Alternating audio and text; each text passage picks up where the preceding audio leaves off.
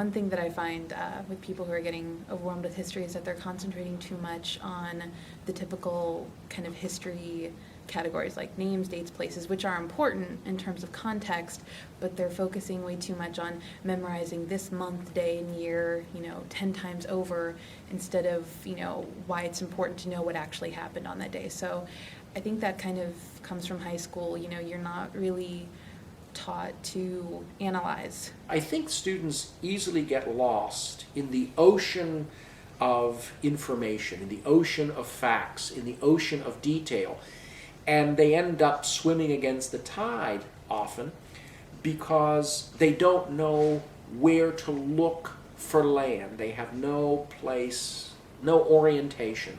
There's nothing on the horizon. They have no compass. They can't navigate by the stars. So all they have is this information that keeps welling up and overwhelming them, and soon, very soon, they're drowning. So they need a way of managing that information and deciding what's important and what's relevant to them, and letting the rest flow by. There are many different approaches that students can take, but here's one that I think, especially for beginning students, helps to keep things simple. This strategy can be used for studying.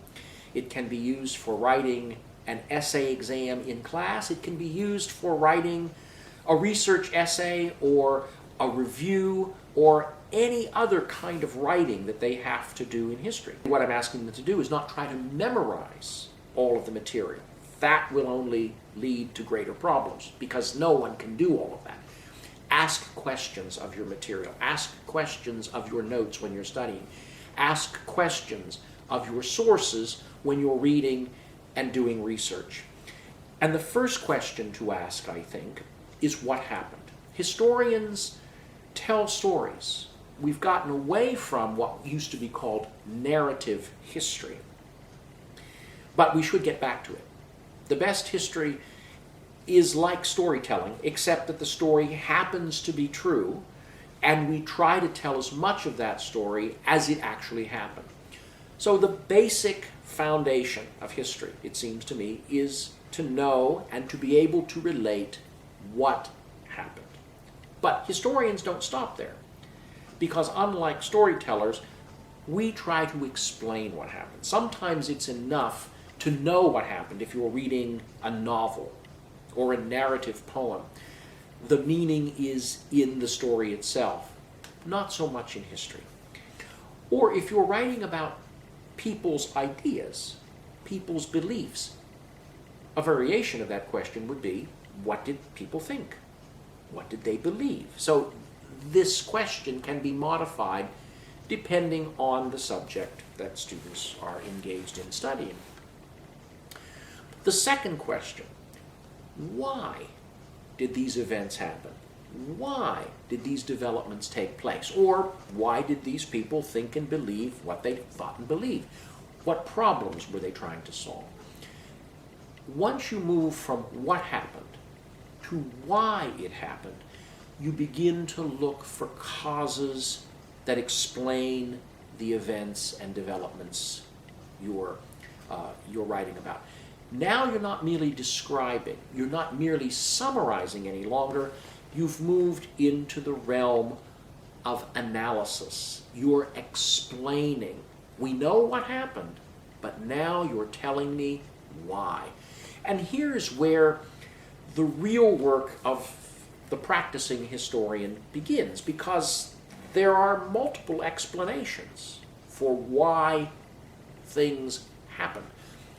Historians agree about the facts. We never or rarely argue about facts. No historian argues that a civil war did not take place in the United States between 1861 and 1865. Everybody agrees on that. Everybody agrees about what happened. What historians disagree about, what we argue about, what we continue to argue about, is why it happened. At least that's one of the questions. So give your explanation, give your account of why it happened. Analyze the causes.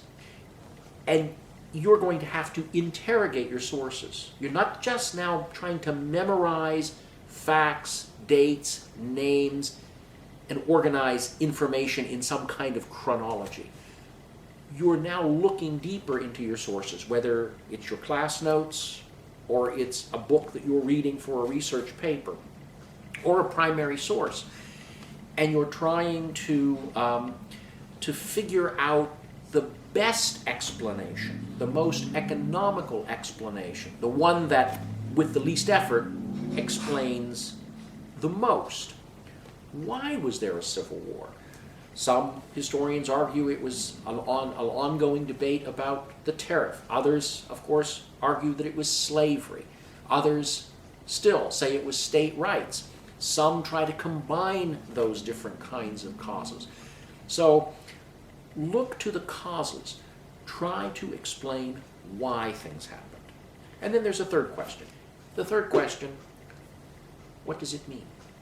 Why is it important? What were the consequences? Where do these events that happened lead us? What do they produce? What changes take place as a result of them? What happened? Why did it happen? What does it mean? Why is it important?